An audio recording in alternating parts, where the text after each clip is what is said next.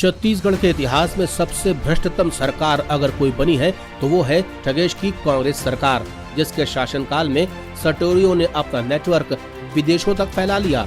Mahadev app के जरिए न सिर्फ सटोरियों ने बल्कि नेताओं ने भी कई 100 करोड़ कमा लिए। और जब जांच शुरू हुई तो पता चला कि इसमें मुख्यमंत्री के राजनीतिक सलाहकार विनोद वर्मा का भी हाथ है। ईडी ने शुरू की पूछताछ तो बहुत सी बातें सामने आने लगी। इसके बाद मुख्यमंत्री के ओएसडी मनीष बंसोड़, आशीष वर्मा से भी ईडी ने पूछताछ की। ये तमाम मामले सीधे महादेव ऐप सट्टे से जुड़े हुए हैं, जिसके तार अब सीधे मुख्यमंत्री से जुड़ते दिखाई दे रहे हैं। आखिरकार जब महादेव ऐप वाले छत्तीसगढ़ में विज्ञापन दे रहे थे तो उस समय मौन क्यों थी भूपेश सरकार?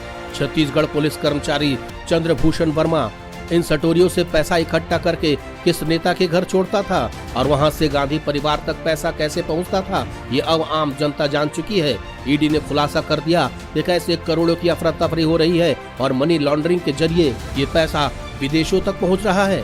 विदेशों में पहुंचने वाले इस पैसे से टेरर फंडिंग की आशंका से भी इनकार नहीं किया जा सकता। वहीं इस मामले को लेकर के डी कंपनी से भी तार जुड़ने की बात कही जा रही है। सतीश चंद्राकर, गौरव चंद्राकर, चंद्रभूषण वर्मा, सराफा व्यापारी अनिल दम्मानी, सुनील दम्मानी और सट्टेबाजों से निकट रहने वाले विनोद वर्मा, सीएम के ओएसडी मनीष बंसोड़, आशीष वर्मा, इन सब से हो रही है पूछताछ।